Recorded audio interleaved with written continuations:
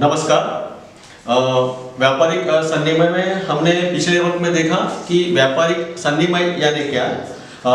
उसी प्रकार से हमने सेकेंड चैप्टर में ये देखा कि भारतीय अनुबंध अधिनियम 1872 उसमें भारतीय नियम के अंतर्गत में किस प्रकार से नियम बने और किस प्रकार से अनुबंध बने और कायदा किस प्रकार से भारतीय इसमें लागू हुआ।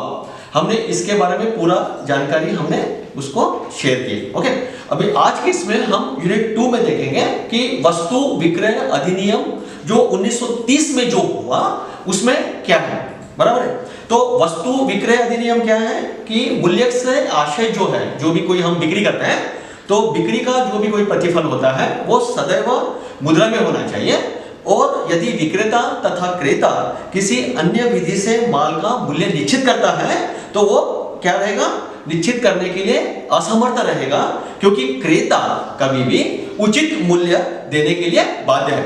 यानी कि कैसा हो जाता है कि विक्रेता ने अगर कोई भी मूल्य अगर रखा तो भी क्रेता उसे एक्सेप्ट करेगा, देगा, ये हम उसको बोल नहीं सकते। बराबर है ना। तो इसका मीनिंग क्या हुआ कि जो भी कोई अधिनियम आएंगे वो उसके अंतर्गत में जो भी कोई अफेक्शंस रहेगा उसके आधार पर कोई भी अधिनियम बनेंगे। 1930 में ये अधिनियम बनने के पीछे में सबसे बड़ा कारण क्या रहा कि जो भी कोई वस्तु विक्रय करेगा वो कैसा रहेगा, उच्च प्रति का रहेगा और उसमें कोई भी दोष ना हो, नियमों का भंग ना हो, है ना। बराबर है ना। दोषों रहित रहे और नियमों का भंग ना हो, इसलिए वस्तु विक्रय अधिनियम 1930 से लागू किया गया। सबसे महत्वपूर्ण बात है कि जो वस्तु विक्रय अधिनियम में जो वर्टिकल्स जो परिभाषाएं जो दी गई हुई है वो कौन सी है, हम उसके ऊपर में चर्चा करते हैं। तो सबसे प्रथम है कि क्रेता। धारा 1(1) के अनुसार क्रेता क्या होता है कि क्रेता से तात्पर्य वो है कि व्यक्ति जो माल खरीदता है अथवा खरीदने के लिए सहमत हो जाता है ना। जैसे कि मैंने बाजार में जाके मैंने वो विक्रेता से क्या किया, मैंने माल को क्या किया, परचेस किया। हो सकता है कि मैं उसको खुद के उपयोग के लिए भी ले सकता हूं या फिर मैं उसका व्यापार भी कर सकता हूं। क्रेता कौन होता है? जो व्यक्ति धारा 1(1) के अनुसार जो व्यक्ति माल को परचेस करता है वो कभी भी क्या होता है, क्रेता होता है। उसके बाद में विक्रेता। धारा 2(13) के अनुसार विक्रेता कौन है कि जो व्यक्ति वस्तुओं को बेचेगा, है ना, उसका स्तर रहेगा, उसका प्लेस रहेगा और वो वस्तुओं को बेचेगा, माल को बेचेगा अथवा बेचने के लिए क्या होगा, वो सहमत होगा, है ना। बराबर है ना। बेचने के लिए क्या होगा, सहमत होगा। हम कहीं पे भी जाके कोई भी चीज हम बेच नहीं सकते या कोई भी चीज हम कहीं पे भी जाके खरीद नहीं सकते, है ना। बराबर है ना। लेकिन एक पर्टिकुलर स्थिति में जाके कोई भी विक्रेता अपनी वस्तुओं को बेच सकता है। उसके बाद में डिलीवरी या सुपुर्दगी जिसको हम बोलेंगे।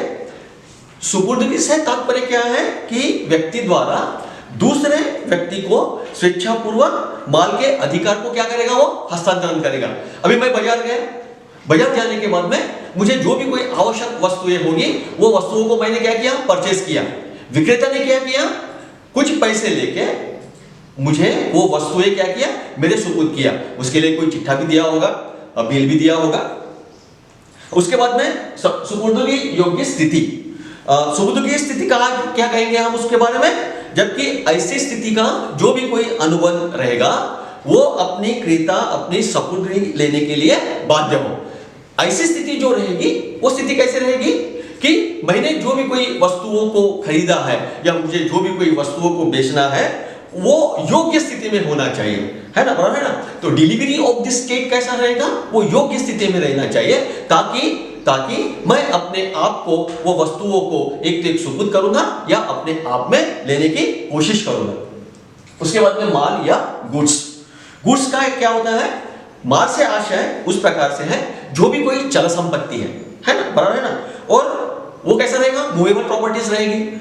उससे क्या रहेगा कि जो भी कोई दावा करेगा तो वो उस प्रॉपर्टी के ऊपर में दावा करेगा। जैसे कि मैंने एक खेत बेचने की इच्छा व्यक्त की या मैंने जो भी कोई प्रोडक्ट्स जो है मेरे कंपनी के जो भी कोई प्रोडक्ट्स हो गए वो प्रोडक्ट्स को मैंने बेचने की इच्छा व्यक्त की है, बराबर है। तो इसका मतलब क्या हो गया कि वो जो वस्तुएं हैं चल संपत्ति है, और चल संपत्ति कोई भी खरीदने योग्य रहेगा उचित दाम देकर। उसके बाद में चल संपत्ति, इसका अर्थ प्रत्येक प्रकार से ऐसे संपत्ति से है कि जिसमें अचल संपत्ति सम्मिलित नहीं होगी, है ना। अचल संपत्ति सम्मिलित होगी क्या? नहीं, जो भी कोई चल संपत्ति रहेगी वो ही सम्मिलित होगी। उसके बाद में मुद्रा, सबसे महत्वपूर्ण बात यह है कि हम जब भी कोई व्यवहार करेंगे या चल संपत्ति का हम जो भी कोई व्यवहार करेंगे वो मुद्रा के माध्यम से हम उसको क्या करेंगे, व्यवहार करेंगे। अगर मैं कोई वस्तुओं को परचेस करता हूं या कुछ वस्तुओं को मैं बेचता हूं तो इसका माध्यम क्या रहेगा? मुद्रा रहेगा। तो मुद्रा क्या रहेगी? एक प्रकार से वो चलन रहेगी, है ना। चलन के माध्यम से मुद्रा को हम, जैसे कि सरकारी सिक्के हो गए, चेक हो गया, बिल हो गया तथा प्रतिज्ञा पत्र भी मुद्रा के अंतर्गत में क्रय विक्रय के माध्यम में होगा। हाँ, मैं और एक बार बोलता हूं कि सरकारी सिक्के हो सकते हैं, चेक हो सकता है, बिल हो सकता है तथा प्रतिज्ञा पत्र हो सकता है जो क्रय विक्रय के माध्यम में होगा। अभी ये सारे के सारे जो आधारभूत परिभाषाएं जो हमने जो बताए वो वस्तु विक्रय अधिनियम के अंतर्गत में ही उसको क्या किया है? रेक्टिफिकेशंस किया हुआ है। तो कौन सा है? क्रेता है, विक्रेता है, सुपुर्दगी है, सुपुर्दगी की योग्य स्थिति रहेगी, माल, चल संपत्ति और मुद्रा रहेगा। फिर माल के प्रकार कौन से हो सकते हैं? तो माल के प्रकार हो सकते हैं कि भावी माल, जिसको हम बोलेंगे कि फ्यूचर्स गुड्स, हम किस प्रकार से हम उसको बेच रहे हैं। उसके बाद में दूसरा कौन सा रहेगा? विशिष्ट माल। विशिष्ट माल से आशय क्या है कि जो पक्षकार उसको जिस प्रकार से उसको बोलेगा उस प्रकार से वो माल को उत्पाद करके हमको पहुंचाएगा, है ना, बराबर है ना। फोर्स गाड़ी कैसा हो सकता है? बड़े बड़ी जो कंपनीज की जो गाड़ी जो है वो क्या होता है? ऑर्डर के मुताबिक मार्केट में आएगी। उसके बाद में निश्चित माल, निश्चित माल जिसको हम क्या बोलेंगे? एसेटेड गुड्स, जिसको हम बोलेंगे कि जो अधिनियम में दी गई हुई है ना। विशिष्ट माल के पर्याय रूप के रूप में हम उसको क्या करेंगे? प्रयुक्त किया जाएगा, है ना, किंतु उससे भिन्न है, बराबर है ना। निश्चित माल का मीनिंग क्या रहेगा कि विशिष्ट क्षेत्र में ही वो माल हमको मिलेगा, है ना, बराबर है ना। हर जगह पे हर वस्तुएं वो नहीं मिलेगी। जैसे ऐसे बोलता है कि कश्मीर से सेब बहुत बड़े पैगामे के ऊपर, इसका मतलब क्या हो गया कि विशिष्ट क्षेत्र में एप्पल जो है, सेब जो है बड़े पैगामे के ऊपर में उत्पाद होती है। जैसे हम बोलते हैं कि नागपुर की संतरी, बराबर है, विशिष्ट क्षेत्र में वो उत्पादित होती है। उसके बाद में अनिश्चित माल, जिसको हम बोलेंगे कि अनसर्टेन गुड्स, बराबर है। तो इससे आशय क्या है कि विक्रय अनुबंध करते समय पहचाना न गया हो वरना केवल विवरण द्वारा परिभाषित किया गया हो। सिर्फ हम उसका क्या कर सकते हैं? विवरण कर सकते हैं। अरे बंबई में बहुत सस्ता चीजें मिलती है ना, हमने उसको क्या किया? सिर्फ विवरण किया। हो भी सकता है, नहीं भी हो सकता है, दोनों चीजें हैं उसमें, है ना, बराबर है ना। गोवा में फिश बहुत सस्ती मिलती है ना, या गोवा की फेरी बहुत पॉपुलर है ना। हमने क्या किया? उसको विवरण में रखा है। एक्चुअल में असलियत में हमको उसके बारे में परिपूर्ण जानकारी है क्या? नहीं।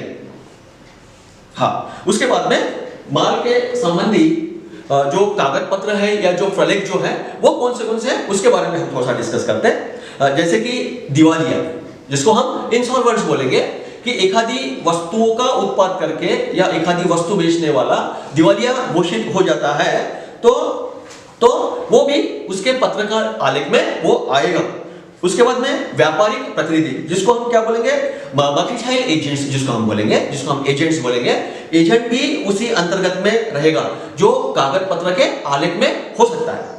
उसके बाद में मूल्य, सबसे इंपॉर्टेंट चीज ये है कि प्राइस जो रहेगा, मूल्य जो रहेगा, वो मूल्य की स्थिति भी अधिकार संबंधी कागज पत्र में दस्तावेज रहेगा। आपने देखा होगा जो भी कोई आप मेडिसिन को परचेस करते हैं, मेडिसिन के हर पन्ने के ऊपर में कितने टैबलेट्स के लिए कितने रुपीस होता है, इसका कोडिंग होता है ना। यानी इसका मतलब क्या हो गया कि मूल्य हर जगह पे प्रस्तावित होना ही चाहिए और होती है।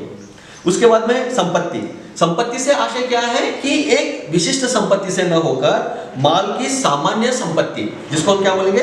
जनरल प्रॉपर्टी इज गुड्स, है ना। क्या बोलेंगे हम उसको? माल की सामान्य संपत्ति, जिसको general property in goods, general हम बात करेंगे, है ना, कि इसके इतने रुपए में इतनी वस्तुएं हमको मिल सकती है। उसके बाद में माल के किस्म से क्या आशय है कि जो भी वो दशा के स्थिति में होगा उस दशा में, है ना।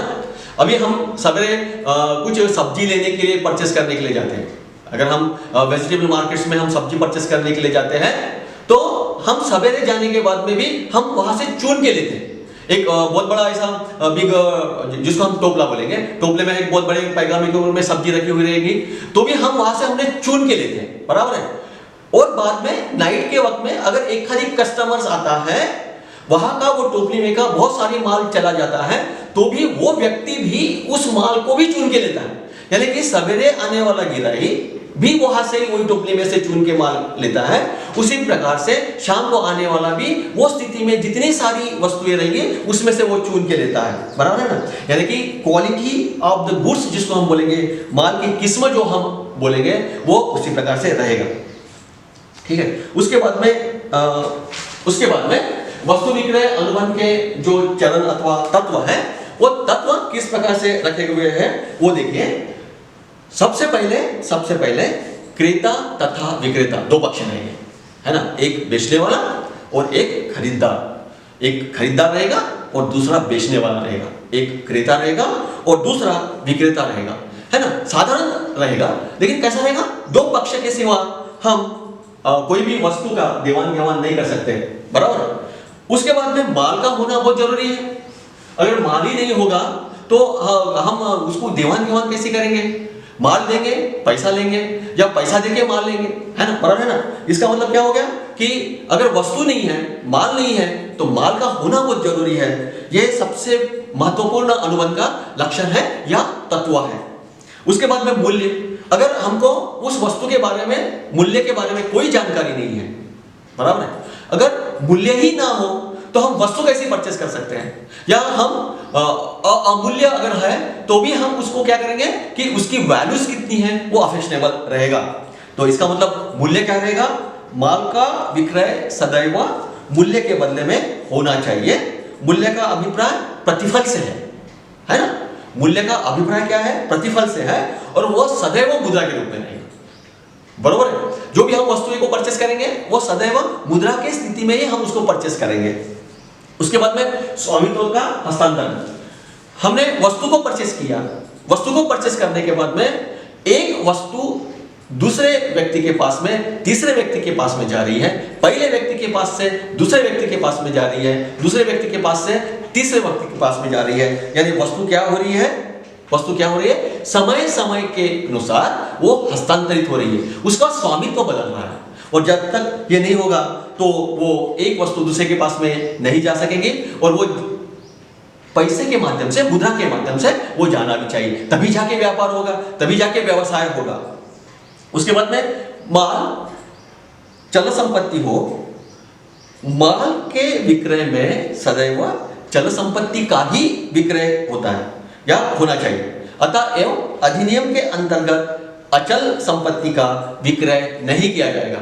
अचल संपत्ति तो बेच ही नहीं सकते ना हम, है ना, बराबर है ना। विक्रय वस्तु अधिनियम के अंतर्गत में अचल संपत्ति का स्थान है, लेकिन वो महत्वपूर्ण स्थान नहीं है। लेकिन चल संपत्ति को है, चल संपत्ति हम उसको स्थान है, और वो हम उसको बेच सकते हैं, हम उसको खरीद सकते हैं। उसके बाद में वैध अनुबंध के लक्षण, यानी एक वैध वस्तु जो विक्रय अनुबंध के सभी लक्षणों को होना आवश्यक है। जैसे कि साधारण वैध अनुबंध के लिए आवश्यक है, जैसे पक्षकारों की अनुबंध करने की क्षमता का होना या प्रतिफल का होना तथा उसकी स्वतंत्र सहमति होना आवश्यक है। जैसे कि मैंने एक कंपनी से 1000 यूनिट्स को मैंने बुक किया, उसने बोला कि एक अमुक अमुक तारीख को मैं आपको ये सुपुर्द करूंगा, ये वस्तुएं मैं क्या करूंगा, सुपुर्द करूंगा। कॉन्ट्रैक्ट हो गया, ठहराव हो गया, प्रस्ताव हो गया, बराबर है, अनुबंध हो गया। मैंने लेकिन उसको पैसे नहीं दिया तो वो अनुबंध नहीं होगा, वो क्या रहेगा, नहीं होगा। इसका मतलब क्या हो गया कि उतनी यूनिट्स के लिए जितनी मुद्रा मुझे देनी चाहिए उसके बाद ही वो वस्तुएं मुझे भेजेगा। हो सकता है कि उसमें ट्रांसपोर्टेशन चार्जेस भी लगा के होंगे या नहीं भी होंगे। यह व्यक्तिशः अलग प्रश्न है कि उसमें कौन से कॉस्ट को उसने इंक्लूड किया गया है।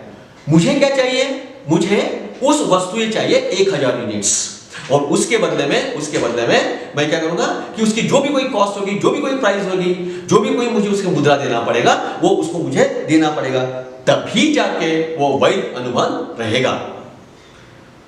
उसके बाद में स्पष्ट अथवा गर्भित वस्तु विक्रय अनुबंध स्पष्ट अथवा गर्भित हो सकता है। स्पष्ट अनुबंध कैसा रहेगा? एक तो एक मौखिक रहेगा या लिखित रहेगा, है बराबर है ना। तो इसका मतलब कैसा होगा कि कभी कभी जहां पे इंपॉर्टेंस ऑफ द चीजें आ जाती है, या वस्तुओं की कीमत बोलो या वस्तुओं की प्राइसेस बोलो, बहुत बड़े पैमाने के ऊपर में अगर इन्फ्लुएंस करती होगी, बड़े पैमाने के ऊपर में मायना रखती होगी, तो वहां पे लिखित ही रहेगा। क्योंकि आज के इसमें कोई विश्वास रखने के लिए नहीं रहेगा।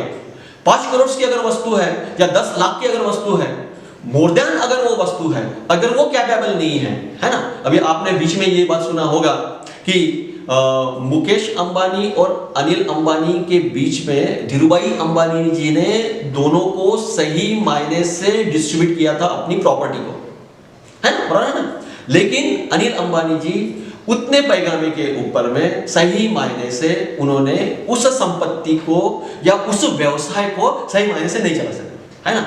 तो क्या हुआ उनको अपनी प्रॉपर्टी को बेचना पड़ा। बैंक्स ने उनको नोटिस भेजा, देखो, है ना। इसका मतलब क्या हो गया कि capabilities of the amounts they should not be going to this book, है ना, बराबर है ना। विश्वास कोई रखेगा क्या? नहीं। जब इतने बड़े व्यक्ति के ऊपर में कोई विश्वास रखने के लिए तैयार नहीं है, तो उसी प्रकार से साधारण व्यक्ति के ऊपर में भी कोई विश्वास नहीं रखेगा, है ना। ओवरऑल में कैसा होता है कि व्यापार में अगर मैं कोई वस्तुओं को बेचने का अगर मैं बात रखता हूं, तो उसका सबसे बड़ा अफेक्शन मनी से आएगा, पैसे से आएगा, उसके कीमत से आएगा। अगर मैं बेची हुई माल मुनाफे के साथ में अगर मैं नहीं कमाता हूं, तो सामने जाके मेरा जो भी कोई व्यवसाय है, वस्तु व्यवसाय है, वो रुक सकता है। इसलिए वो कैसा होना चाहिए? स्पष्ट अथवा गर्भित होना चाहिए, शर्त सहित होना चाहिए अथवा शर्त रहित होना चाहिए। कभी ऐसा होता है कि बहुत बड़े पैगामे के में शर्त रखी जाती है कि मैं कुछ क्रेडिट से माल को परचेस कर रहा हूं, है ना, बराबर है ना। तो उसके जो भी कोई मैं भुगतान कर रहा हूं, वो भुगतान मैं इस टप्पे में करूंगा, 1 महीने के टप्पे में करूंगा, 15 दिन के टप्पे में करूंगा, ऐसी शर्त रखी जाती है। कुछ समय में ऐसे शर्त लिखित होती है या कुछ समय में ऐसी शर्त अलिखित होती है। सामने वाले का व्यवहार, सामने वाले की प्रचिति, ये दोनों चीजें देखकर ही वस्तुओं की शर्त सहित रख सकते हैं या शर्त रहित भी हो सकती है। इसका मतलब जब भी वस्तु विक्रय अनुबंध रहेगा, तो वो शर्त रहित रहेगा या शर्त सहित रहेगा, दोनों भी चीजें उसमें हो सकती है। उसके बाद में विक्रय तथा भावी विक्रय दोनों भी सम्मिलित होना चाहिए, है ना। विक्रय अनुबंध का एक विस्तृत अनुबंध यह है कि जिसमें वर्तमान विक्रय तथा भावी विक्रय दोनों भी सम्मिलित होना चाहिए, है ना। उसका कहना क्या है कि अगर मैं एक आधी वस्तुओं को बड़े पैमाने के ऊपर में दूसरों को बेचता हूं, तो भविष्य में जाके वो व्यक्ति भी दूसरों को वस्तुओं को बेचेगा, है ना, बराबर है ना। मैंने मेरे पास की उत्पादित वस्तु किसी और को बेचा, वो बेचने के बाद में वो व्यक्ति ने और दूसरे को बेचेगा। यानी आज के डेट में कैसा है? आज के डेट में विक्रय वाला तथा भावी विक्रय वाला दोनों की क्या होना चाहिए? सम्मिलित होना चाहिए, ठीक है। उसके बाद में भुगतान अथवा सपुर्द की किस्ती में भी होना चाहिए, है ना। होता है ऐसा कि आज का ग्राहक किस प्रकार से है ना। आज का ग्राहक किस प्रकार से है, वो क्या चाहता है, विपणन कैसा है, मार्केट कैसा है, ये भी बहुत बड़े पैगामे के ऊपर में उपस्थित होता है ना, बराबर है ना।